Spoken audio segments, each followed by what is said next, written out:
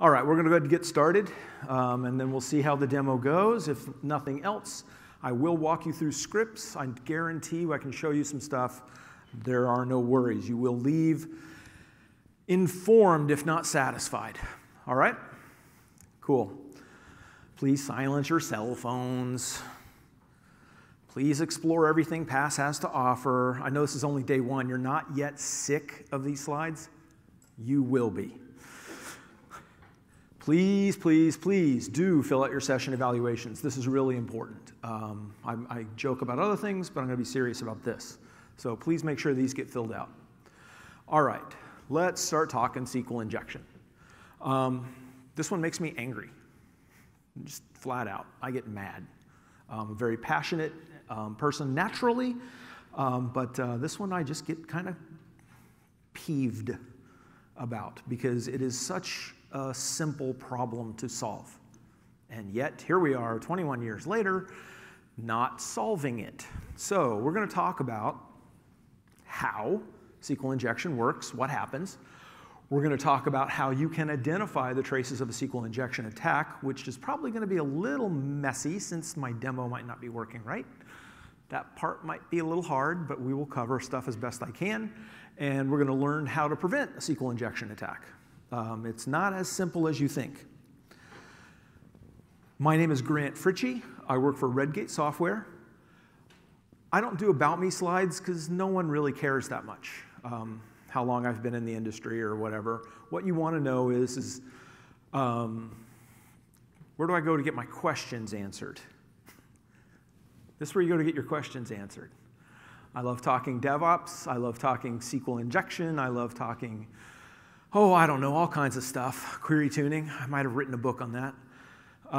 Execution plans, all that fun stuff. But I'm a Microsoft MVP, and I want to help. So if you've got questions after today, please get in touch. I'll do my best to help out. My code is already online at github.com. So you can go there and get it. My slides are online at slideshare.net. You can go there and get those. So everything's available to you. I try to share. I try to overshare. I've frequently gotten in trouble for the oversharing. He knows. Anyway, I don't do about me slides because you just don't want to care about that stuff. Let's talk about what you do care about. Let's talk about the fact that little Bobby Tables needs to die. And I want you to help me kill him. Now, this is XKCD. I've got the link down below. I want to give full credit to the person who did this. This is their cartoon, not mine. This is their joke, not mine.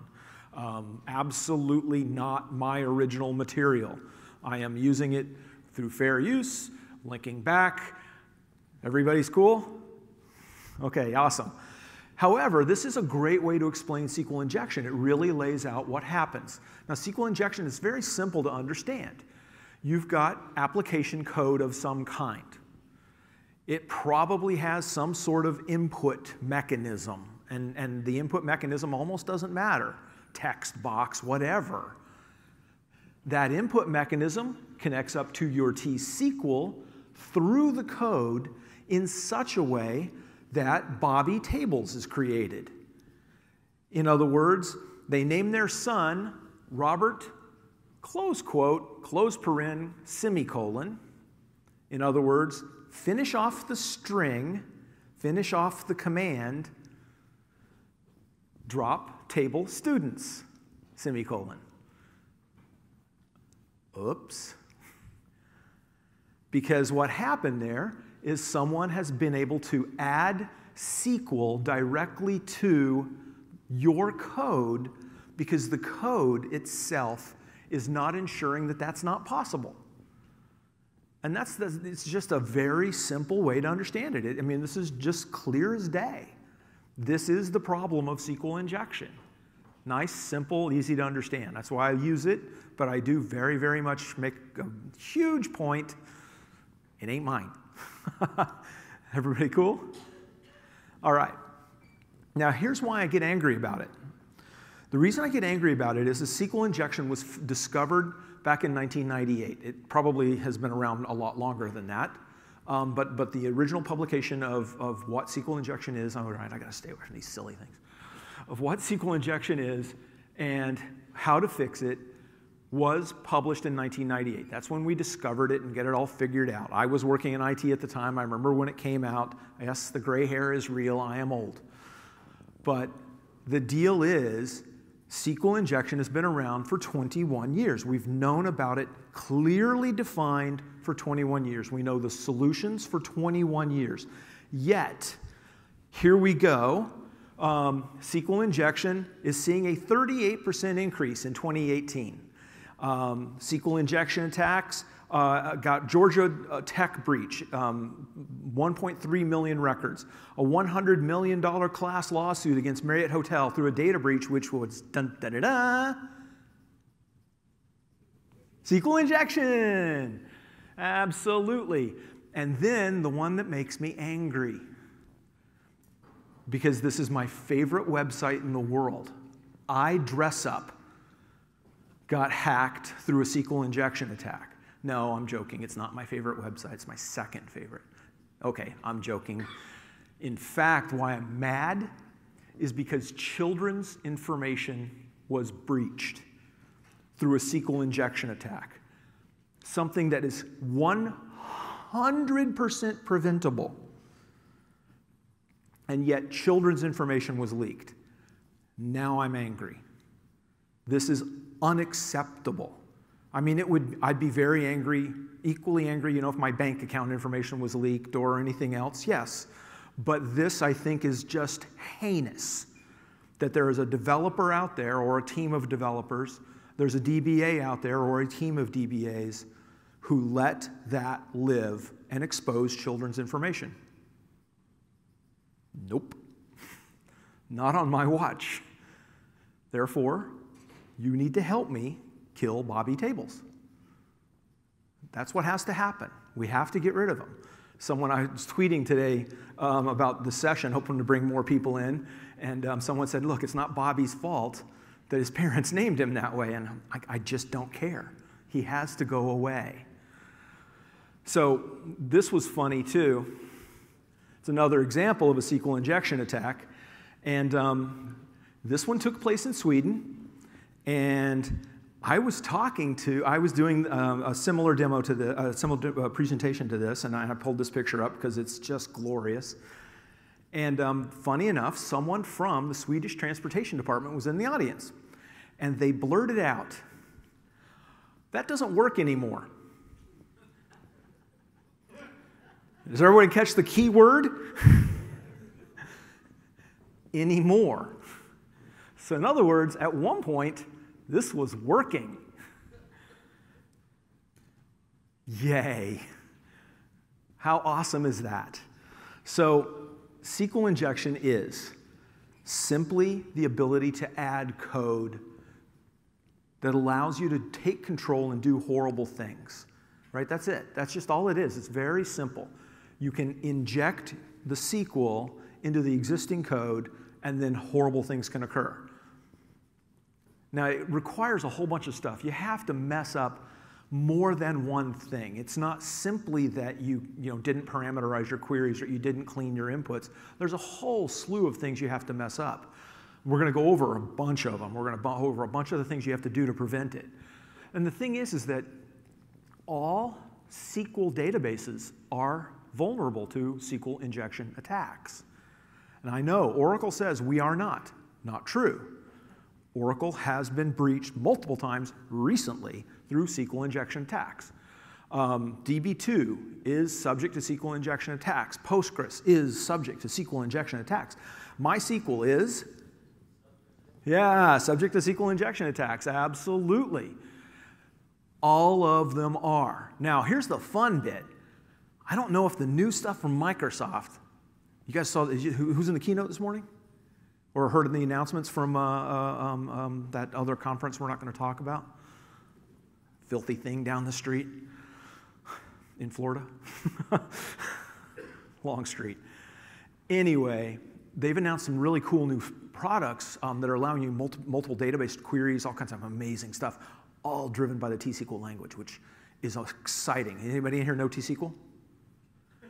guess what? You are already on the road to doing all that really neat stuff because they've based it all off T-SQL, which is exciting, but I don't know if it's going to actually have exposure to injection. So that's something I'm sure it doesn't, but I haven't tested it, so I don't trust it yet, not until I test it. But all operating systems are also vulnerable. I'm glad that you're running the latest version of Windows, but it's still vulnerable to SQL injection. If you're running Linux, whatever flavor of Linux, it is subject to SQL injection. If you do not escape the input on your code such that you cannot add Bobby tables to a telephone number, or Bobby tables to a name, or Bobby tables to pick your column, field, text box, whatever you want to call it, if you do not properly escape the input, you are subject to SQL injection. So I know right now every DBA in the place is going, ha, cool, it's a developer problem. But that's not true because you have to parameterize your input. And I know every DBA in the place is now going, and that's what we told our developers, you can only use stored procedures. Do you know that you can write your stored procedure in such a way that it's vulnerable to SQL injection? Oh. Yep. Because all you have to do is build a string with the code inside the stored procedure, just the same way as those goofy developers are building the T-SQL statement inside their code. And dun, da, da, da, you've just violated everything, and now we're vulnerable to SQL injection attack. Also, DBAs, you are not off the hook. How come everyone's SA?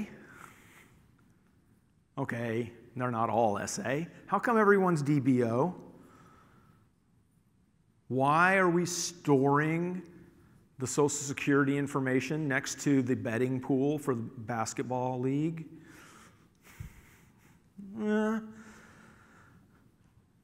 Bad security on the database doesn't necessarily mean you're subject to SQL injection, but it certainly makes SQL injection more fun. Because if you don't have adequate security on the systems, it's going to block you down. And so this is what SQL injection is. Are there any questions on this? And by the way, please feel free to interject at any point. I'm not one of the people who like, you must remain silent until I'm finished. I would much rather we were talking. In this big room, you're spread out. But no? Nothing so far? Everybody good? Everybody already knew what SQL injection was? Okay. Why are you here? Okay, cool. Oh yeah, we went memeing with this. It was fun.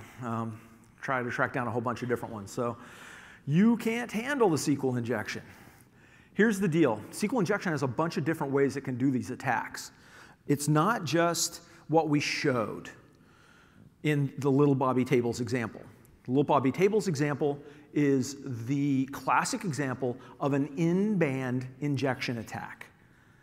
An in-band injection attack is the easiest ones to understand because it's the clearest ones to illustrate. And that's also what my demos, if they run, we'll see.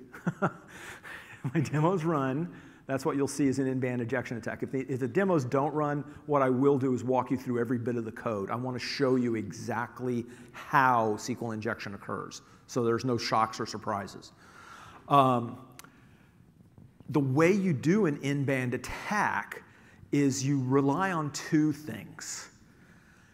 The ability to union or the ability to capture errors. One of these two things, letting me union my code so that I can do all kinds of heinous stuff to your systems, or giving me full information on the errors. You do one of those two things, I get to do my in-band SQL injection attack. And the in-band one, again, is, like I said, the simple application of that T-SQL code or SQL code or MySQL code or whatever. Now, blind injection attacks are harder. I'm not going to demo one just because they don't demo real well, but they're simple enough to understand. It's when You're not returning errors, which is cool, but I can still do the SQL injection. I can still put the stuff in. And you know what I do to test for a blind injection attack? It's really simple. Put in a wait for statement. Run a query. Run your web page, whatever it is.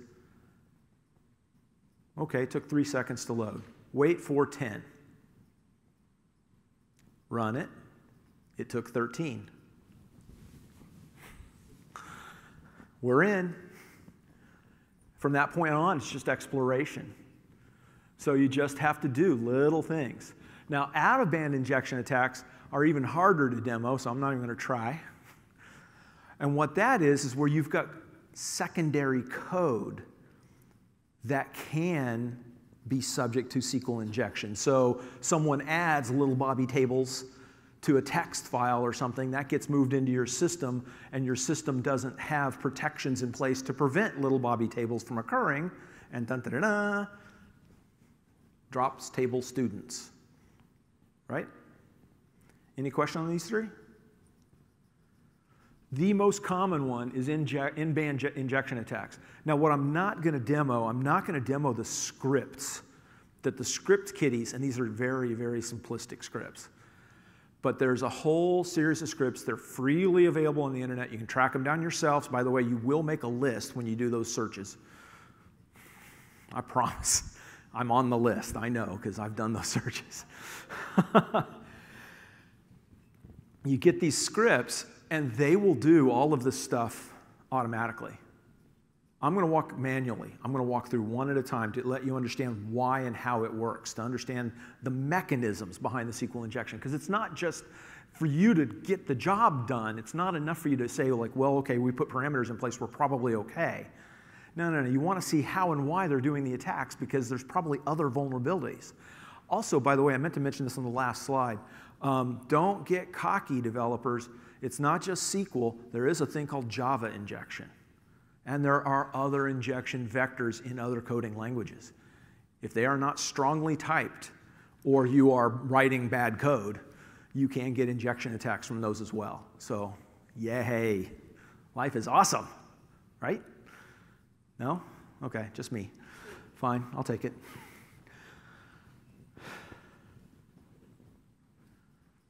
We are wishing that SQL injection would go away, right? Anybody else know this movie? No? History of the World Part 2? Mel Brooks? Yeah, there was no Part 1. Okay. It's true. It's funny. The title was funny. All right, so how do we detect a SQL injection attack?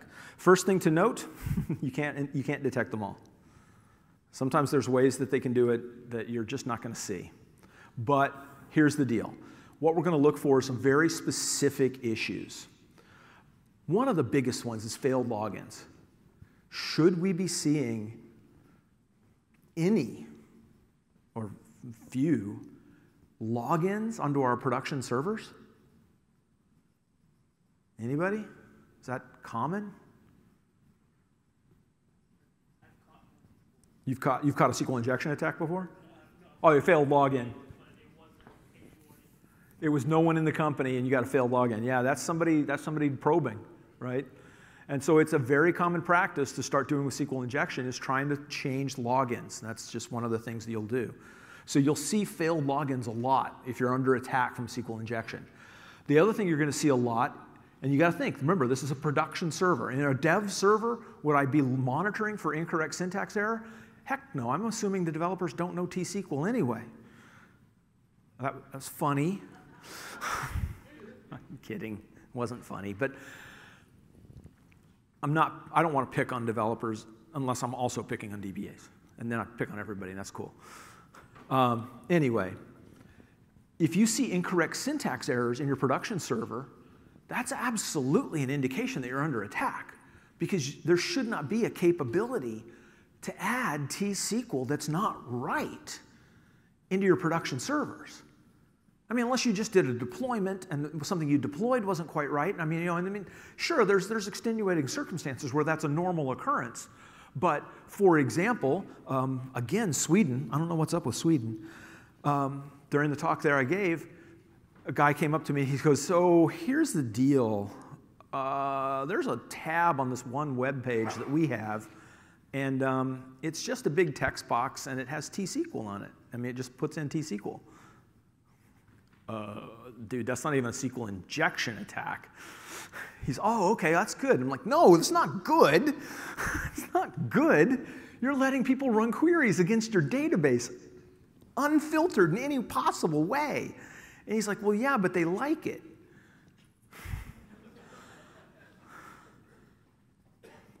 And I turned to someone else and said, is there a language barrier? And they're like, no, he knows what he's saying. It's like, okay, cool. Because he was supporting the people going in and running queries against the system. Production system. Oh, did I mention SA privileges? She took her glasses off. Yeah, I mean, it's just crazy. But if you're seeing invalid syntax errors, that's a problem. Also, you're going to see a lot of invalid object errors. Because you got to remember, they don't know your system yet. When they're first coming in, they don't know everything. So they've got to try to probe and figure it out. And so they'll start going like, well, hang on, does he have a credit card table? Right? Let me see if there's that in there. Let me see if there's that in there. Let me try this. Let me try that. If you're seeing a lot of invalid object errors in a production server, once again, it's the type of thing you should not be seeing. And so if you are seeing that, we have a problem, mommy, right? It's bad. Union all errors. Union all? Well, yeah, because if you structure your return code, so it's like, say, 4 columns, 5 columns, whatever it is, I need to structure my hacking code through a union command to match the same number of columns that you're using so that I can get data back. And yeah, I can run multiple queries. I mean, if you're only returning 4 columns and there's thousands of columns in your database, I may have to run multiple queries to do this. That's okay, I'm evil and lazy. I'm using a script to do it. So I can work through that. That's not a problem. But initially, I'm likely to see some union all errors. Again, it's all about that exploration. Just because you return 4 columns one time, it doesn't mean that that's the normal data set. Maybe the normal data set has 6, and you just didn't, show them in that one query. But give me a couple of chances with it, and I'll figure it out. So that's it. Permissions errors. Again, even if you're exposing way too much stuff, you've got DBO or whatever, you still shouldn't be seeing permissions errors on other databases, right? Normally. But if you're under attack, you may. And finally, changes to data structures. Now, another story. I worked for a company a long time ago now. It's actually an old thing. And they are way long gone. Deservedly so, by the way, that gave SA privileges to everyone in the company. And when I say everyone, I mean the receptionist and the janitor. The receptionist, she came to me and said, I don't want this. It's very bad that I have this kind of access. At which point, I started training her as a DBA. Because, yep, the only person in the company smart enough to say, like, no, this shouldn't be happening. Yeah, okay, come here, let's talk. Because she was good.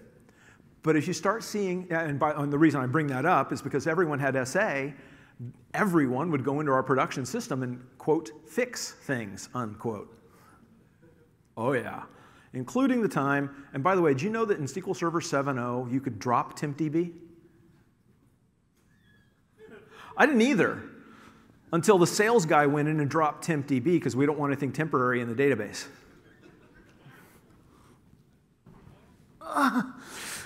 Anyway, you will see changes to data structures. Now the reason you'll see that is because what I'm going to do is I'm going to start creating tables of my own. I'll set up triggers. And I'll start moving data into places that I want it to make it easier for me to get it back out. Because I'm evil and I'm lazy. Otherwise, I wouldn't be using these stupid scripts. I'd be a legitimate programmer and I'd make real money. It's true. These are lazy individuals stealing a script online and then stealing your stuff. So you should look for changes to data structures. These are the things we're going to monitor for. Everybody cool? Awesome. Most everybody's seen this one, right? Cool. So how do we prevent it? I've got this crazy idea. Left wing mad. What if we use stored procedures? And, are you ready? What if we use data types through parameters in our stored procedures? Pfft, mind blown. And yeah, I know, there's 1,000,001 companies out there all using Entity Framework and in Hibernate and any other, are there any new good ORM tools? And I know there's DBs out there going, are there any good ORM tools? Period, full stop. And personally, I love ORM tools, but we're going to parameterize and use stored procedures. And the most important part about parameters is not that we're using parameters, because what parameter could we use? We could use parameter varchar max. Done, we're parameterizing our queries. No, no, we're not. So we've got to use proper data types to get the parameters going. So, ORM tools. ORM tools are awesome. Most ORM tools, definitely Entity Framework, use parameterized statements. Now, there's a problem with them. The hello world example most of the time, and by the way, 90% of the code that goes into production is the hello world example. You guys know that, right? That's the pity and horror of our lives is the hello world examples run the world. Most hello world examples with Entity Framework set up the code incorrectly. Same thing within Hibernate, same thing with a couple of the other ORM tools I've checked out. And what they do is they've set it up so that if the parameter, if the input is dog, you get a varchar 3. If the input is horse, you get a varchar 5. If the input is elephant, you get a varchar 9, whatever. You get the idea. And so now you've got, not only are you looking at a little bit of a mess in terms of what's going on in your queries, but your cache is getting destroyed. The optimizer is recreating execution plans for every single one of the queries coming in. Oh my God, we're all dying. However, you're not getting Sql injection because it does parameterize the queries by default. And then developers come in. They start stripping that stuff away. They start adding new functionality. They rearrange the way it's putting the T-SQL together so that they can build it in the way that they want to build it using the inputs. And we're back to Bobby tables. Okay? Everybody cool? Fully parameterize everything through all of the good ORM tools. And there are good ORM tools. Any questions on that one? All right. Next, and this is all on developers. Validate the user input, please. There's a field on the website. Fine. What goes in that field? Last name. Awesome. How big's our last name column? 75 characters. Cool. Why does it allow strings bigger than 75 characters?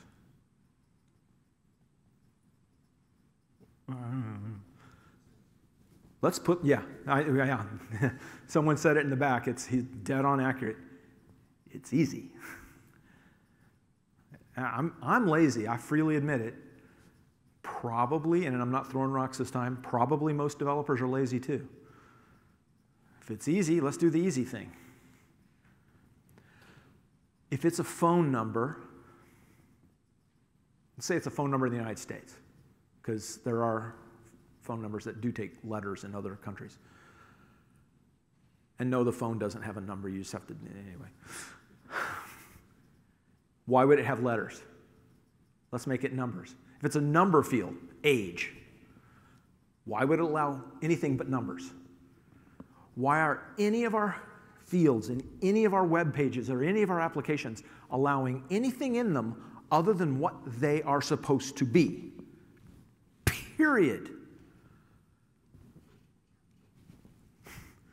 Just stop. We have to do that. And don't get excited, DBAs. The data types inside the database should be correct too,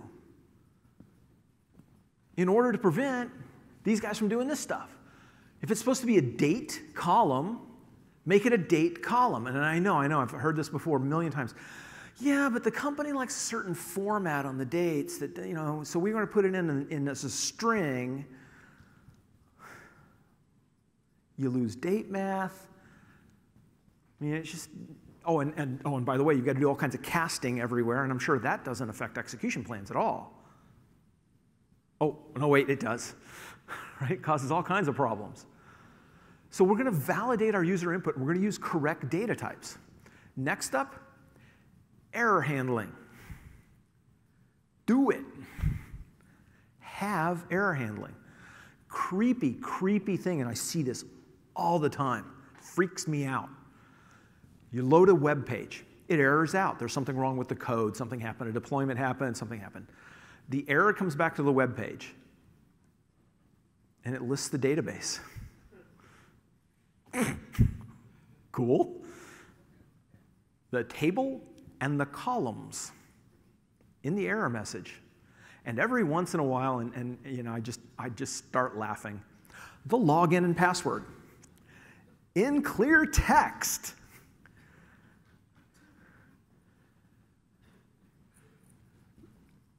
Stop. Just don't do that. Right? We've got to have proper error handling. If you do not handle the errors at the code level, you're returning the error to the hacker. Returning the error to the hacker, even if you're not passing him the login and the password. Returning the error to the hacker gives him the ability, or her, not picking on him, the ability to hurt you. So we've got to have that in place. We must also add the least privilege principle. I know it's easier if everyone is SA, but we're exposing everything. We can't expose stuff. We need to start clamping down on security so that everything is, not exposed, because it makes it worse. I mean, okay, fine, we have one vulnerability over here, just one. But because everything's SA, everything's using the same login across all the servers and all the databases and everything in there, they've got control of the planet. And suddenly, here we are, we're dress up and we've exposed children's information. I mean, it's just unacceptable. Everybody cool with this?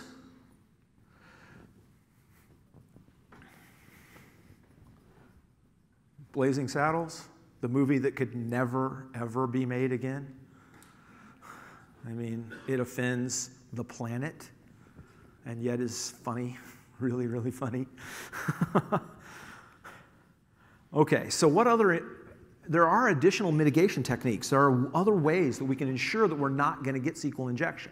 Or at least, if we get an injection attack, we've got some additional protection. We're not going to get hurt, or not hurt as bad.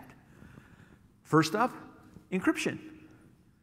Encryption at rest, encryption in motion. The less stuff we expose, such as, clear text passwords, right? The less stuff we expose, the less vulnerabilities we have. So, I mean, it's just simple. Put on some encryption. Next up, probably hashing some values is probably worth doing. Yeah, I know, hashes can be reverse engineered. It's not hard, but that requires work, and these are not necessarily smart people. Matter of fact, they're probably not smart people, most of them. They're using scripts from online that they stole. There's a little bit of an instruction, and by the way, it's not hard. They point it at your website, and suddenly they're in. I have not done it. Being honest, I'm on recording. I will not get prosecuted. I have not done this. But, and this is also on the recording, I have seen it done. I have watched people hack websites. It's creepy because all they do is run a script. They go to your website, they run a script. The script goes to your website and starts passing in values, and then suddenly, you're hacked. It's creepy. You don't want to be that person. So what we want to do is hash some of our values. Instead of storing them in clear text, say credit cards, stuff like that, just hash it. Even though it's reversible, if some idiot is able to get into your system, you're not going to be exposing the information because it's been hashed. And they probably don't know what that is. They're going to go like, oh, wow, that's something weird, and throw it away. Even though it says credit card, These are not rocket scientists. Also, segregate the data storage. There is no reason the credit card data, the PII data, right? Anybody in healthcare? Right. They should not be next to the Premier League football pool, right? It just shouldn't. Yet it happens all the time. And the Premier League football pool, by the Premier League, right? Everybody? No? No? Not one? Two. Okay, two. Thank God. Three. Wow. Good. I was feeling lonely for a minute. I'm going to talk to you guys. Proper football.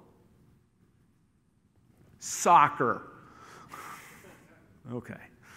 They caught up. We should not be storing things together. We should be segregating our storage. It's important. That isolation and then the least privilege principle combined can help us protect against SQL injection. Putting everything in the one big pile and going away from least privilege, and there we are, we're done. We should also enable auditing. Now, auditing becomes a weird thing. Do you mean SQL Server audit? Well, yeah. I don't like it. Yeah, I get it. It's not crazy good, and Microsoft's not giving it tons of love, but it's at least something. Well, do you mean third-party tools? Sure. You know, if you've got a third-party tool that's doing a good job auditing and you want to plug that in, yeah, great. But we need to know that things are happening on our servers that are bad. We can't simply rely on like, well, you know, I've got performance monitoring done. No. We've got to have some mechanism for knowing what's going on in the systems, who's logging in, who's logging out, how things are occurring. This is a fundamental part of it. And frankly, we need to log the errors and log changes. There's got to be a way to track changes on the systems. Now, personally, my recommendation for tracking changes is you should be implementing DevOps within your databases. And yeah, I know I work for a company that sells tools for that. Sue me. But I think that's one mechanism to get it done. But regardless, you need to have a way to track the changes in your system, and you need to have a way to track errors. If you don't have that stuff, you're going to get hacked. I mean, just fundamentally. Any questions on any of this stuff?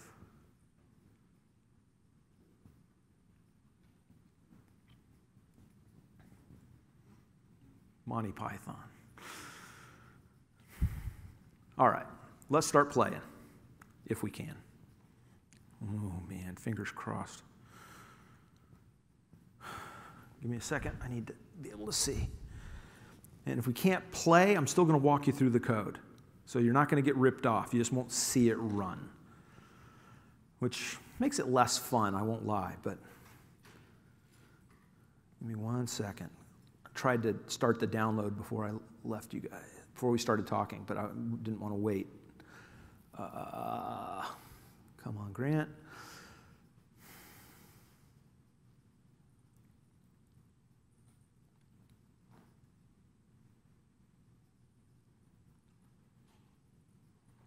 Nope. Oh, no. Crud.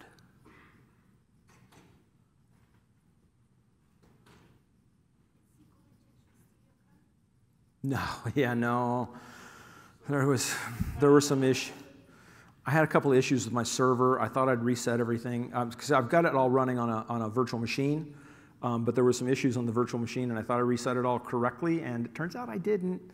So it's currently not there. I was hoping to get it onto my actual laptop, but it's not quite going. All right, we're just going to explore the code. That's going to be how we do it. I apologize.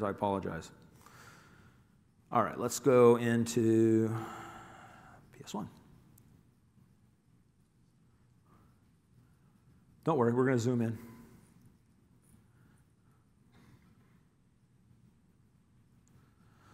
All right.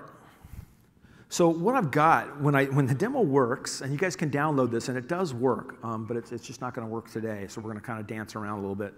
This is the hand-wavy part of the presentations. I was busy this morning. There was a keynote. Is anybody there? I do apologize. The very first thing is I've got a REST API, so it's just basically a service running, and it runs queries against databases. And so if we invoke the REST method here, there we go. Come on. If we invoke this REST method, we pass a get statement. Is that big enough? I like it a little bit bigger. Bigger. I thought it seemed a little small. How's that? Cool. All it's doing is passing a URL, passing a parameter value, and it will return a data set. Nice and simple. Now, we can try to invoke the same REST method, semicolon select one. Now, if we ran this, if it was working, what would happen is this would return an error. So what I've got is code that is absolutely not error trapping at all, and is doing SQL injection. By the way, this code was taken from and partially modified from an article by Phil Factor on redgate.com with full permission, as long as I mentioned his name. So, Phil Factor. So that would work. But here's how we're going to start to hack. We're going to pass in or 1 equals 1. And what happens when we do this on a flat-out SQL injection is it returns every bit of data from one table, from a certain set of columns defined within the query. But it's really clear, immediately fails, and off you go. Now, the other thing you could do, this is fun, this is a fun thing to do on a website sometimes, is when you see the URL like this, and it's passing parameter values, pass in 43. And see what happens. Because you can, and this I freely admit I've done occasionally, you can start walking through people's data just by passing in one value at a time. Oh my God. And let me tell you, it's creepy when you open up someone else's account just because you changed a number on a URL. It's kind of, ah. By the way, when I see that, I always contact the website and say, okay, so here's the deal. I've stolen nothing from you. I'm doing nothing evil, but boy, I could if I wanted to, and let them know. So, I mean, if you've got stuff set up like this, you may want to take a check through your code and see what's going on. All right, let's start talking real SQL injection. So once we get to the idea that we can pass in different values, let's try trying a second value. Now, if a second value works, great. That means we could still walk through the code, but not necessarily the right way to get the hacking done. So let's see if we just pass in something stupid. If I pass in something stupid, what happens? Oh, well, it gives you a syntax error. Oh, awesome. Awesome? Yes, a syntax error tells me it attempted to execute the T-SQL, even though what I passed in shouldn't. If this was parameterized in any way, it should fail on the data type. But it gave me a syntax error. When? Because now I know. What if I do this?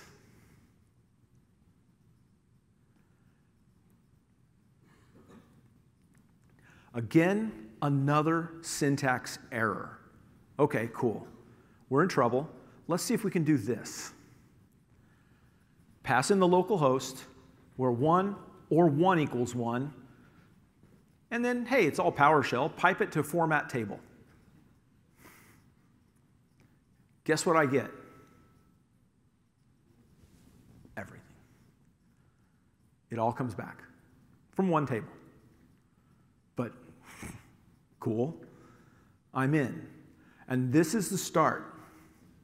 That's it. As soon as I get that, as soon as I can pass in or 1 equals 1, because the or statement, the T-SQL, it's all valid. So now I can do anything I want to your system. So at this point, we start doing more. First up, I'm not going to use 1 equals 1 anymore. I'm going to use 1 equals 2. Because I don't want your data anymore. I've got that. I've already pulled that down. So instead, what I'm going to go for is something interesting.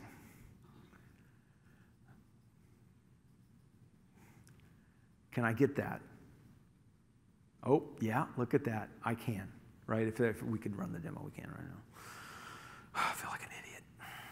Anyway, whoops. Oh, crud. Totally the wrong. Oh, no. Hit the wrong button. Ah, there we go. Oh, no. I did hit the wrong button. Apologies.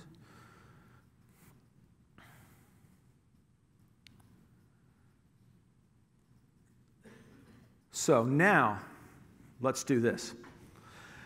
Invoke REST method, get, pass in the URI, where 1 equals 2, and then union. Select, is this server role member of disk admin, security admin, sysadmin, server admin, and by the way, give me the server name, the system user, and the current user.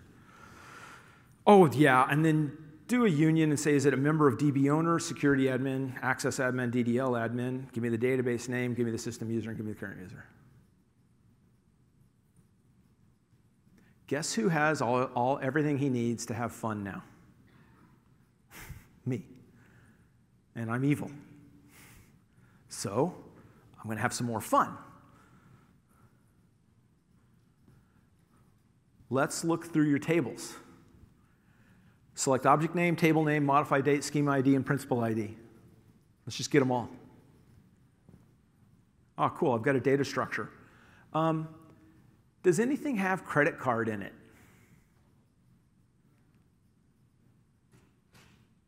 Right? Object name like something card. That's all you got to do. It's not hard. Pass this in.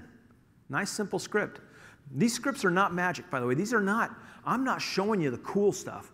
This is manual, simplified methodologies, so I can explain each of the steps going on. The script kiddie scripts, the ones that are evil, the ones that I've watched people hack systems with. Oh, by the way, anyone work for a car dealer?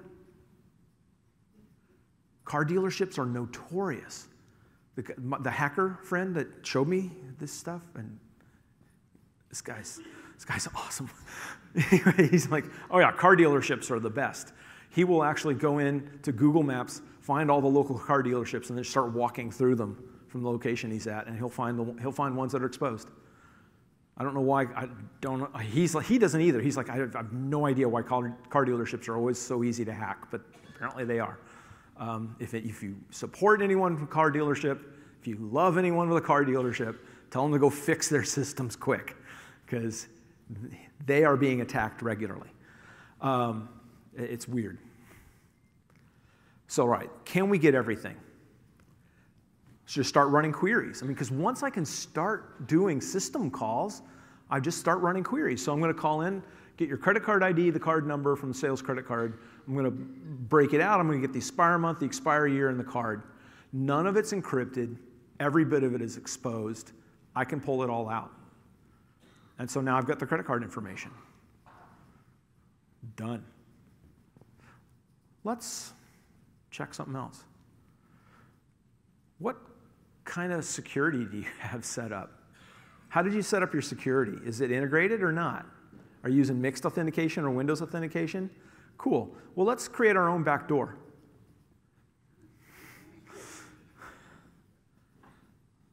I've got access to your system, and because I know that you've got a junior DBA, I'm going to cover my bottom. I'm going to name it MS Security Monitor. Right? That's what that says, right? Microsoft Security Monitor. Well, that's an important login. No one's going to drop that. I know, you're all experienced DBAs, and you're going, oh, God, that's a mess. This is the one that gets used. This is real. And it gets laid out there, and people use it all the time. I know she's looking at me like, you're kidding. I'm not. I know I joke a lot, but this is serious. This is how it works. So, then once we get it in there, let's test it. Let's make sure we've got it. And then let's really start exploring the space. Is OLEDB available? Can I start mixing with that stuff? If it is, let's turn on advanced options, reconfigure with override, and run on ad hoc distributed queries. Everybody knows what that does, right? Ad hoc distributed queries. I can query multiple databases and multiple servers from a single location through ad hoc means, in other words, Sql injection. Who's depressed? Half the room. Cool. The other half is lying or in denial. So, once we start doing that, we log in with my password, we start passing things in, and we take control of the OS. Because I'm going to enable XP command shell. What? Yes. Because I issue XP command shell. And hey, by the way, your security is set up such a way that SA privileges are available to not only to the database and the database server, but also to the underlying OS. Thank you. Appreciate it. So once we've done that, let's start doing this. Let's do a directory listing. What directories are on the server? All right, can I create a temporary table? No, okay, I can't create a temporary table. Darn. All right, can I create a permanent table? Yes. All right, cool. Let's fill the table. Oh no, they've got connection pooling. We'll have to create a permanent table. Fine. We'll create exactly the table we need. There we go. And once we're done, we may have to drop it later, but who cares? Once we're there, let's just go to town. Let's invoke REST connection. Let's go to the database backups. We've created a directory. We're going to pull stuff into that. We're then going to run backups against all the databases. Once we've run backups against all the databases, we're then going to pull it all together and FTP it across to my system, because database backups are much easier to deal with than running these little 4-column things over and over again. Because yes, I can FTP the stuff out of your system once you let me in.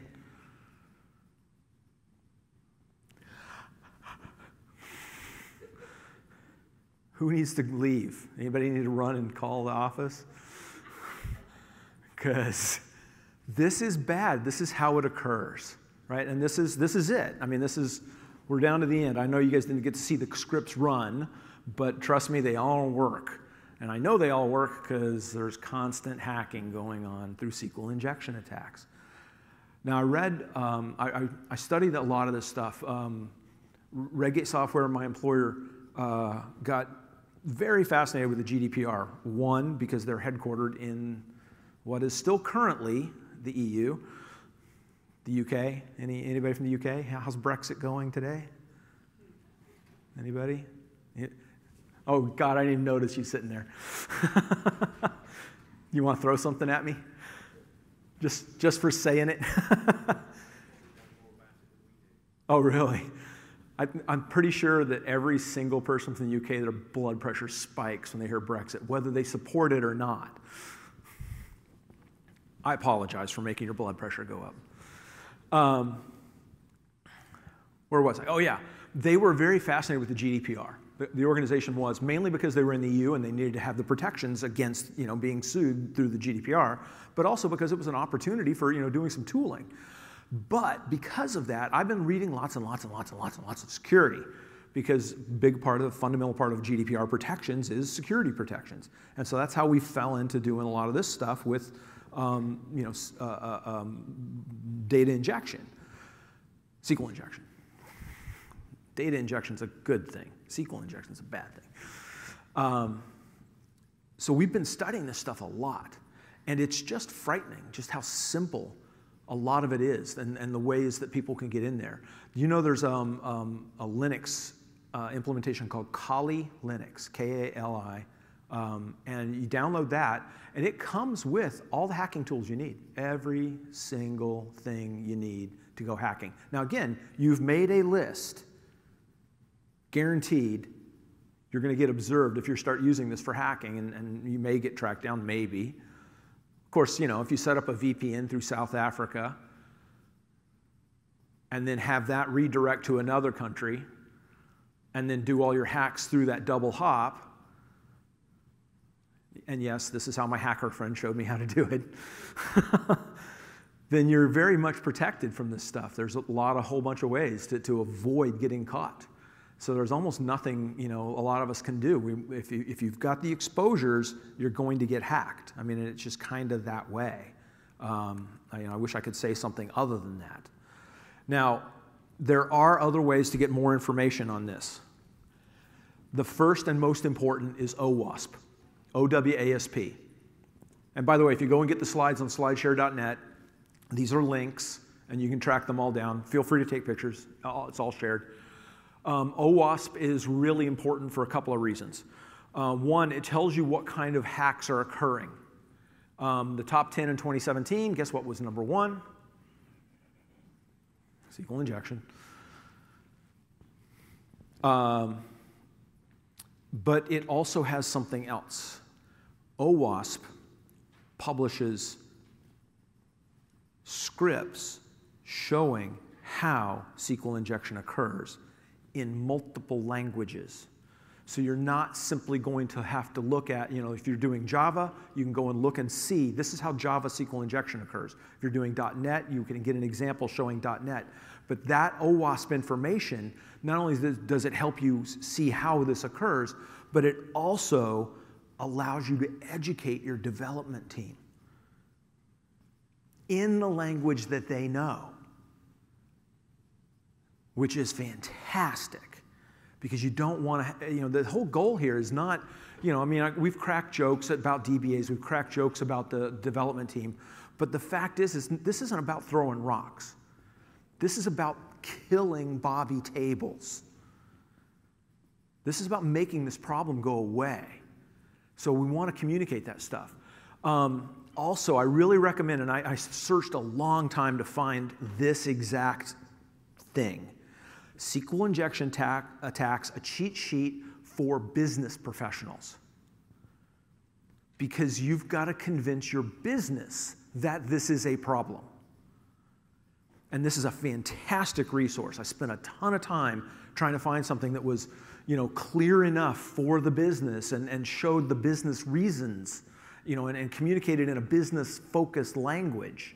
And so that link is definitely worth tracking down. SQL Injection Defense in Depth is one of the articles that this whole presentation was based on. How it works and how to thwart it, and picking over the bones of a SQL injection attack were also the other 2 articles that this whole thing was based on.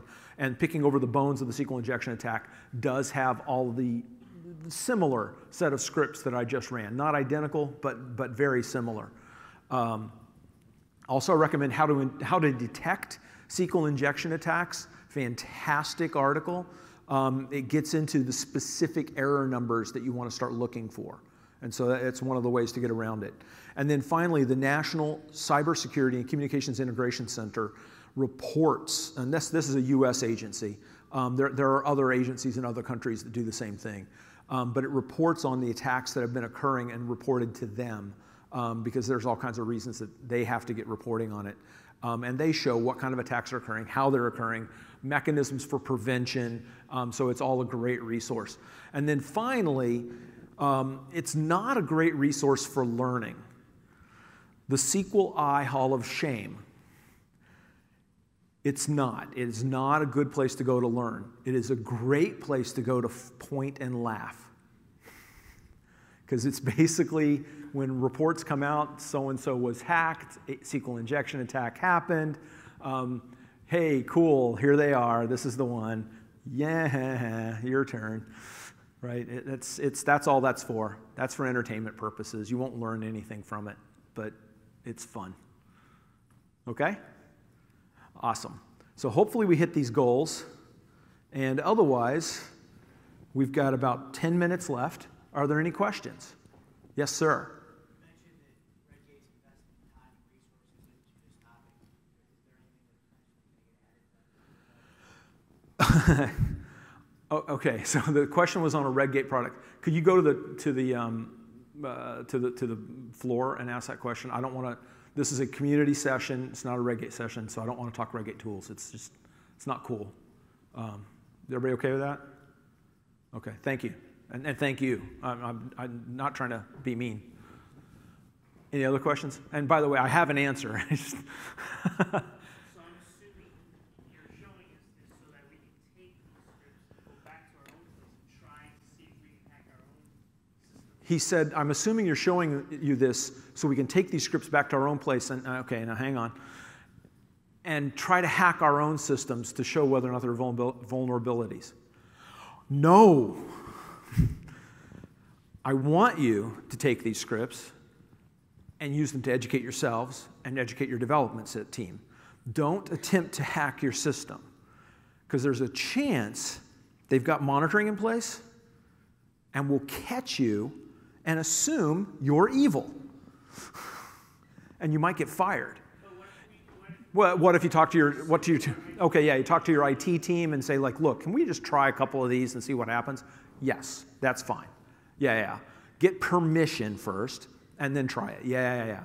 Although these are mainly educational scripts.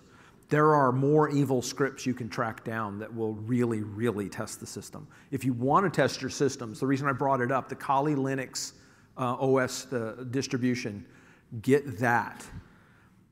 Now, again, I cannot emphasize this enough.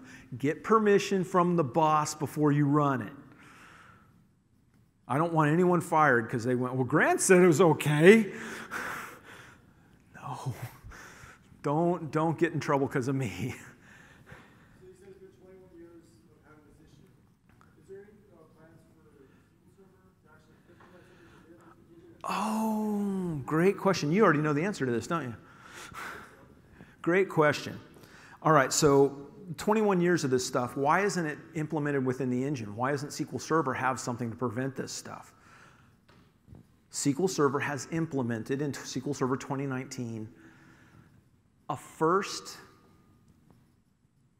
tiny, probably so small it's actually hurtful, but at least it's moving in the right direction, step.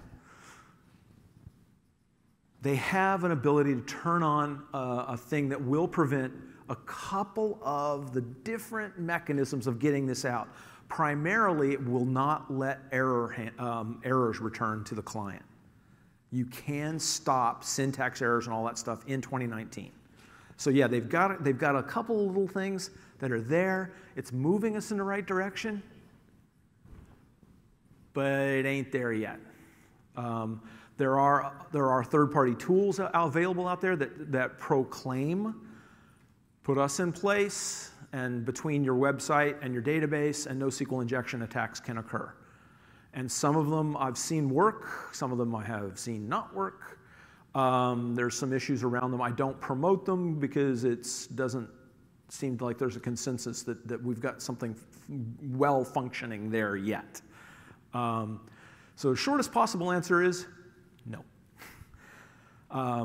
It's one of those things where I think we just need to put more pressure on software vendors. But the issue is really not software vendors. I mean, it's, think of it like a firearm.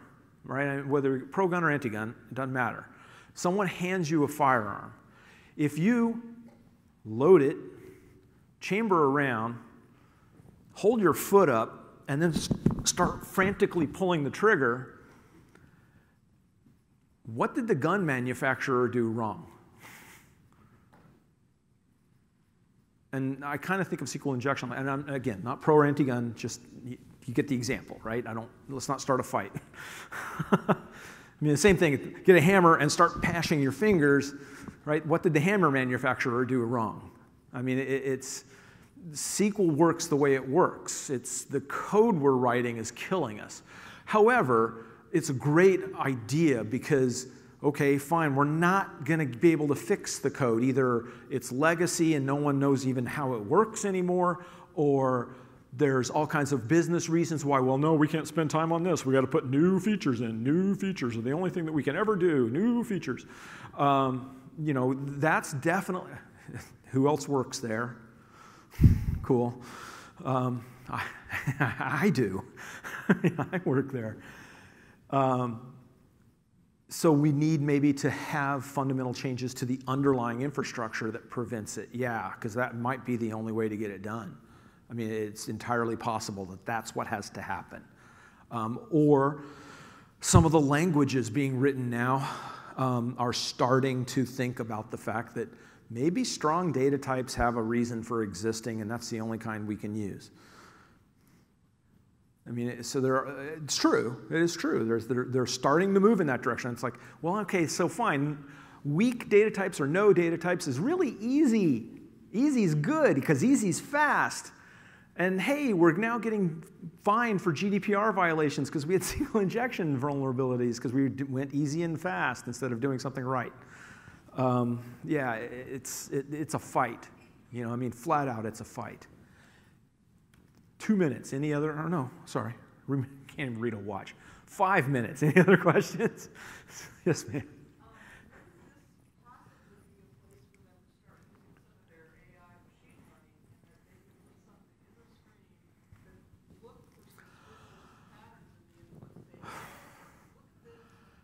Yes, because if we go back,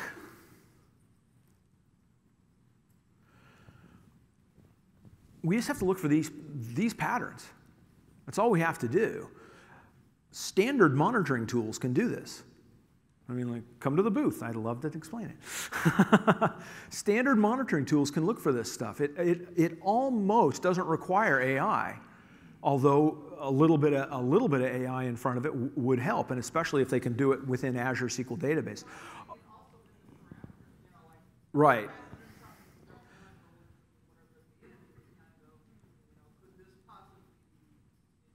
And unless they've updated it recently, anybody from Microsoft here? Azure team? Nobody? Okay. Unless they've updated it recently, there is the security vulnerability stuff inside of Azure SQL database. It does not prevent SQL injection because SQL injection is a coding problem. And their vulnerability stuff is fantastic, guys. It's great. By the way, if you're looking at Azure, it's fantastic. If you're not looking at Azure, start. It's fantastic. It's great, but it doesn't prevent SQL injection. And that's why I mean, like I said, it's all about Bobby Tables for me. I'm angry about Bobby Tables. I want him to die. But that's a great input. I mean, I hope they're going to do something like that. We should all go talk to Connor Cunningham. Everybody go find Connor Cunningham in the booth and say, hey, you know, I was thinking. You know, use your own language just so he doesn't think it's all set up. That'd be funny. Don't do that. Connor would get mad at me and I'd be in trouble. All right, 2 more minutes. Any questions? Yes, sir. You can definitely enable, SQL Alerts will definitely catch some of the stuff because these are common errors, right? It's just straight up errors. They've got a specific error number, and you can monitor for those specific error numbers within SQL Server. Same thing goes in MySQL, Postgres. They generate very specific error numbers, and you go for that error number, and off you go. Sorry, I got tired of standing on the stage. Yeah.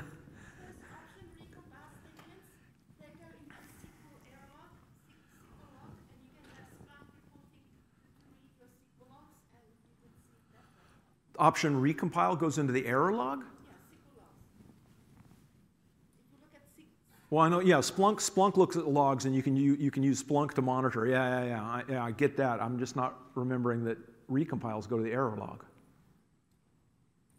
Well, anyway, any of these errors that do go to the error log, Splunk could monitor for them too. Sure. Yeah, absolutely. Well, yeah, that one does go in the SQL log. You're right. XP command shell does go in the SQL log, and you could monitor for that through a tool like Splunk. Any other questions? We got another minute. Well, okay. I do want to apologize again, heartfelt apologies for the fact that my server crashed and I did not recover it correctly, because bad DBA, right? Yeah, just a little scary. So thank you for coming. These are most of the information sources for the pictures that were at the front. And other than that, it's at Grant Fritchey if you want to get in touch, grant@scarydba.com. And I really hope you guys have a good pass experience other than the bad demo from this presentation. Right, you guys have a good day. Thank you.